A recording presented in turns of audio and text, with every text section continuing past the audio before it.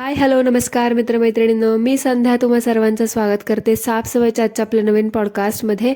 चला आता मंडळी जास्त वेळ न घालवता सुरुवात करूयात आजच्या आपल्या चर्चेला.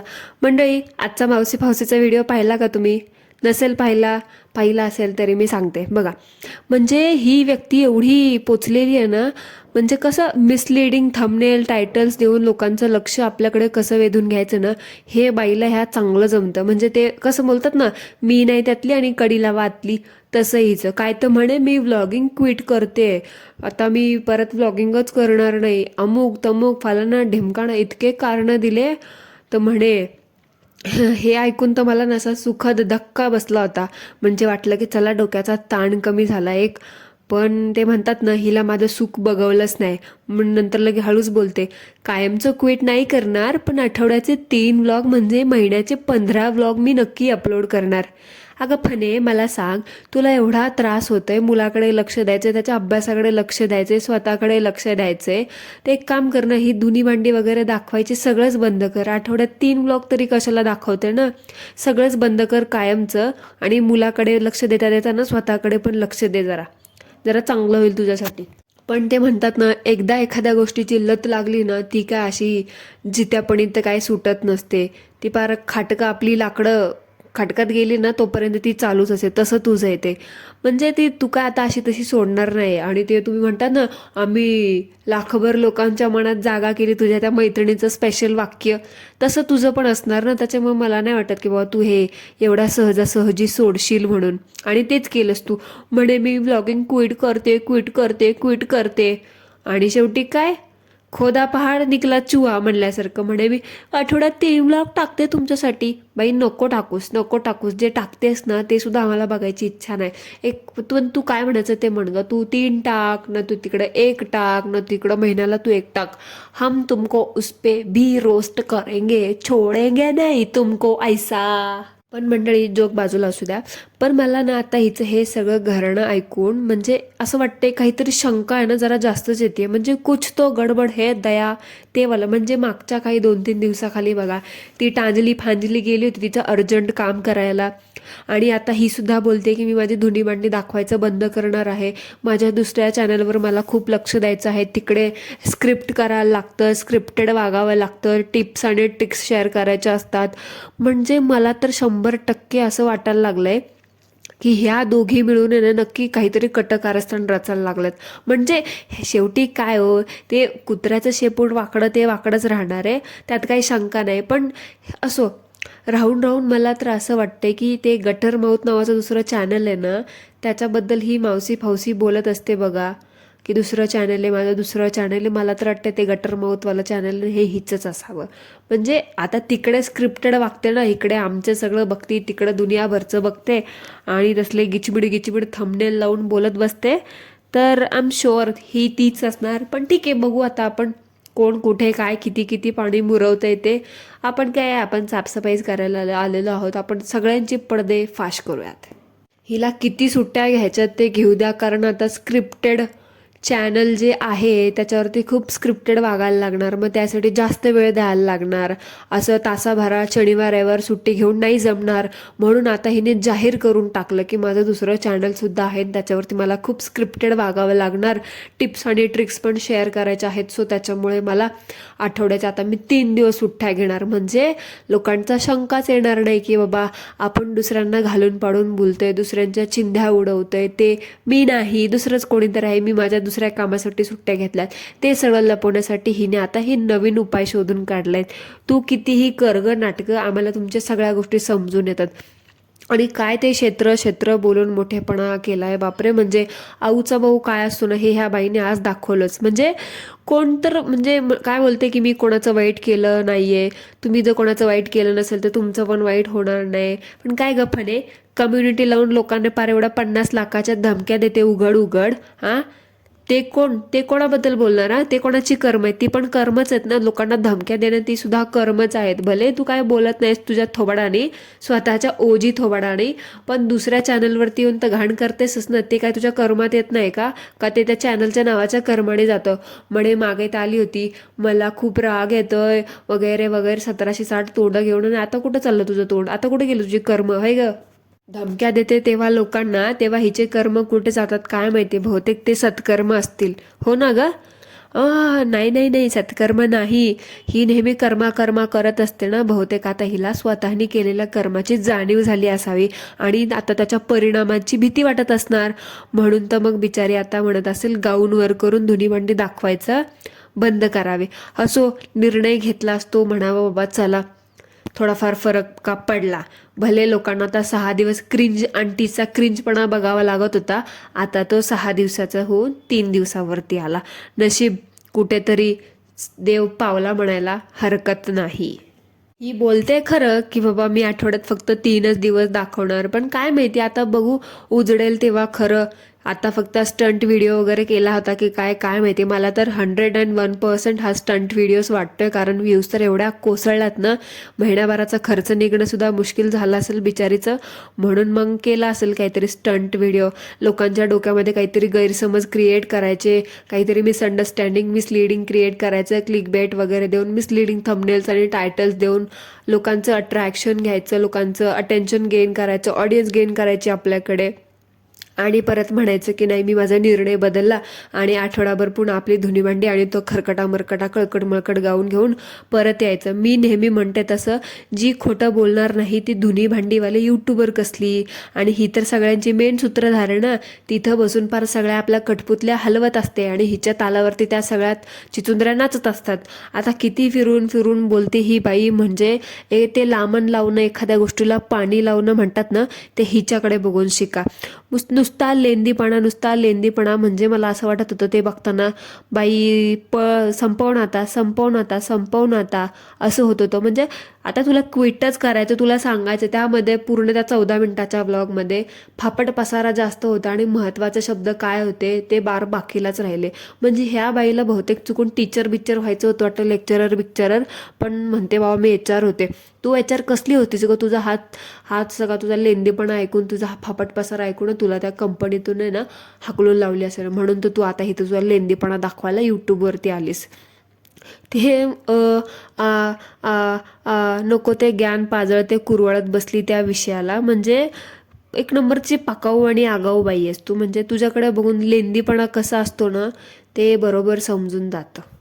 काय ते करत होती, फक्त सांगायचं होतं ना की तुला आम्ही क्विट करते, आठवड्यात 3 व्हिडिओ टाकणार. 5 मिनिटाचं बोलून सोडायचं होतं ना, एखादा शॉर्ट व्हिडिओ बनवायचा होता. त्याच्यामध्ये 20 मिनिटाचा व्हिडिओ बनवायची काय गरज होती मला ना समजलंच नाही. आणि बापरे तो थंबनेलचा फोटो, बापरे बापरे बापरे, म्हणजे तर थंबनेलचा फोटो बघून तर मला 2 मिनिटात काहीतरी वेगळंच वाटलं. म्हणजे आत्ता विसरले, आत्ता समजलं मला काकू असा फोटो का टाकती ते, आणि नको ते विचित्र टॅग्स का लावते. म्हणजे असा फोटो टाकला थोडा मादक एक्सप्रेशनवाला, म्हणजे तो बघून ऑडियन्स फिदा होईल आणि काकूंचा पकाऊ व्लॉग हिट होऊन जाईल इनडायरेक्टली. फायदा तो फायदा. म्हणजे ह्या काकू मला असं वाटतं ना, ह्या खूप क्यूट बनण्याचा प्रयत्न करतात. म्हणजे ॲक्च्युअलमध्ये त्या क्यूट नाही आहेत, आता पार त्या म्यूट व्हायच्या कंडिशनमध्ये आलात. पण काकूंचं ते असते ना आतमधली मस्ती, ती काय जायला तयारच नाही. म्हणजे ह्या नेहमी राहून थंबनेलद्वारे, ह्यांच्या टायटल्सद्वारे, ह्यांच्या नको त्या ॲक्टिंग्सद्वारे, नको त्या चाळ्यांद्वारे ह्या असं दाखवत असतात की ओ मैं तो कितनी क्यूट हूँ. म्हणजे क्यूट बनण्याचा, हिचं क्विट ऐकून ते क्यूट व्हायला लागले. हिचं क्यूट बनण्याचा प्रयत्न ना नेहमी चालूच असतो. काकू आता वयाप्रमाणे वागायला लागा, आता मुलगा मोठा व्हायला लागला, त्याच्या शिक्षणाकडे लक्ष द्यायचं म्हणताय ना तुम्ही, त्याच्यामुळे तुम्ही आता एवढं मोठं तुमचं लाखभर लोकांचं धुनीभांडीचं चॅनल बंद करायला निघालात. सो जरा क्यूट बनण्याची नाटकं कमी करा आणि जरा संसारावरती फोकस करा. क्यूट नका बनू, आई बनण्याचा प्रयत्न करा. आणि आजकाल तर हिचे बाबा ते पुळचट आणि फेक वागणं जगाला समजायला लागले असं तर मला जाणवलंय. म्हणजे लोक हिच्या तोंडावर आता बोलायला लागली आहेत की डायरेक्ट कॉमेंट करतात. आणि ह्यावेळेस ह्या काकूने स्वतः किती ट्रान्सपरंट आहे ह्यांची आणि ह्यांच्या ऑडियन्समध्ये किती ट्रान्सपरन्सी आहे हे दाखवण्यासाठी ना मुद्दाम कॉमेंट ठेवल्या. म्हणजे काल परवा एका दुसऱ्या क्रिएटरला म्हणत होत्या ही ट्रान्सपरन्सी ठेवत नाही, माझ्या कॉमेंट होल्ड करते, डिलीट करते. ज्या पोस्टमध्ये बघा तिने 50 लाखाची धमकी दिली होती त्या क्रिएटरबद्दल बोलते आहे मी. म्हणजे ती तिला म्हणत होती ट्रान्सपरन्सी ठेवत नाही, चर्चा करून माझी कॉमेंट होल्ड केली, चर्चा करून माझी कॉमेंट पोस्ट केली वगैरे वगैरे. तर ते स्वतः करत नाही असं म्हणण्यासाठी हिने त्या कॉमेंट काय म्हणतात त्याला, हे करून टाकल्या, म्हणजे डिस्प्ले केल्या असं म्हणायचं. की त्याच्यामध्ये असं होतं की मी तू खूप लांबण लावते, तू खूप फालतूचं बोलते, पहिले तुझे व्लॉग चांगले असायचे पण आता तू काहीही दाखवते म्हणून मी तुला अनसबस्क्राईब केलं. आणि त्या सगळ्या अशा हेटफुल कॉमेंट्सला ह्या काकूबाईंचे रिप्लाय खूप सभ्य असतात. म्हणजे आतमध्ये ह्या काकूंची किती घालमेल होत असेल ना, ते समजू शकतं ना आपण, की बाबा आता एवढी बदनामी झाली आहे, आता लोक तरीसुद्धा बोलतात की मी तुला डायरेक्ट अनसबस्क्राईब केलं वगैरे वगैरे, तू काहीही दाखवते म्हटल्यावरती कशाला कोण ऐकून घेईल. पण दाखवायचं ना मी किती छान, किती बाई मी हुशार, मला काहीच फरक पडत नाही, मी किती पॉझिटिव्ह आहे, I believe in karma and all टर्मा फर्मा, ह्या सगळ्यावरती हे सगळं दाखवण्यासाठी काकूबाई असं सांगतात की ठीक आहे, तुमची इच्छा, तुम्हाला ज्याला बघायचं तुम्ही त्याला बघा, I can understand, I respect your opinion वगैरे वगैरे बोलून काकूनी तिथं ह्यांचा चांगुलपणा दाखवला. म्हणजे गोड गोड बोलून एखाद्याला कसं वशमध्ये करायचं ना, हे ह्यांना चांगलं आहे. शेवटी काय वशीकरण स्पेशलिस्ट आहेत ना, ह्या वशमध्ये करतील. आता मला तर त्या कॉमेंट करणाऱ्या काकूबाईंची चिंता आहे, म्हणजे काय होईल त्यांच्यासोबत आता. देव जाणे. काकू जरा सांभाळून राहा. आणि हे सगळं ऐकून आहे ना लोक आता हिला म्हणतात की आम्ही तुम्हाला अनसबस्क्राईब करतोय वगैरे वगैरे. ते सगळं बघून आहे ना मला तर असं वाटायला लागलं की आम्ही जे साफसफाईची कामं करतोय ना, ती कुठेतरी सत्कर्माला लागतेत आणि ती कार्य करायला आम्ही कुठेतरी सक्सेसफुल होतोय. आणि साफसफाई कार्याला सुरुवात झालेली आहे आणि चांगली दणक्यात सुरुवात झालेली असं म्हणायला सुद्धा हरकत नाही. सो मंडळी, अभिनंदन अभिनंदन अभिनंदन. पण मंडळी, मला एक कळत नाही, ह्या काकूबाई म्हणतात बघा माझ्या मुलाच्या स्पर्धा परीक्षा आहे, त्याच्यामुळे मला आता व्लॉगिंग करायला जमणार नाही वगैरे वगैरे. पण मला एक कळत नाही, हिने हिच्या मुलाच्या स्पर्धा परीक्षेचं कारण दिलंय ते काही समजलंच नाही. म्हणजे 8वीच्या पोराच्या अशा कुठल्या स्पर्धा परीक्षा असतात की त्याच्यामुळे ही व्लॉगिंग सोडते. म्हणजे उलट काय असतं माहिती आहे का, मुलं जेव्हा लहान असतात, जेणेकरून समजा 2 वर्षाची, 3 वर्षाची, 4 वर्षाची अशी असतात, तेव्हा लोक काय म्हणतात की बाबा लहान मुलं, मुलगा नाही स्पेशली, लहान मुलं इंडिपेंडंट नसतात, त्यांना त्यांची कुठलीही कामं करता येत नाही. इवन त्यांना खाऊ घालण्यापासून ते झोपवण्यापर्यंत सगळी कामं आईला करावी लागतात. त्यामुळे आई जास्त गुंतून असते मुलांमध्ये. त्यामुळे ती काय म्हणते, मुलगा एकदा शाळेत जायला लागला की आपण मोकळे होतो, त्यामुळे आपण ऑफिस परत जॉईन करू शकतो किंवा आपण आपली महत्त्वाची कामं हाती घेऊ शकतो असं म्हणतात. पण ह्या काकूबाईंचं जरा उलटच आहे. म्हणजे आता ह्याचा मुलगा 7वी-8वीत आहे, ह्यांच्या वयाच्या, म्हणजे त्या वयात आता मुली लोक एकदम फ्री होतात ना. पण ह्यांचं काहीतरी वेगळंच आहे. म्हणे आता तो खूप हे झाला ते झाला त्याच्या स्पर्धा परीक्षात, आणि त्या सेमी इंग्लिशचं तर काय कौतुक बाबा, बापरे. आजकाल 5वीच्या पोरापासून सेमी इंग्लिश आहे ना.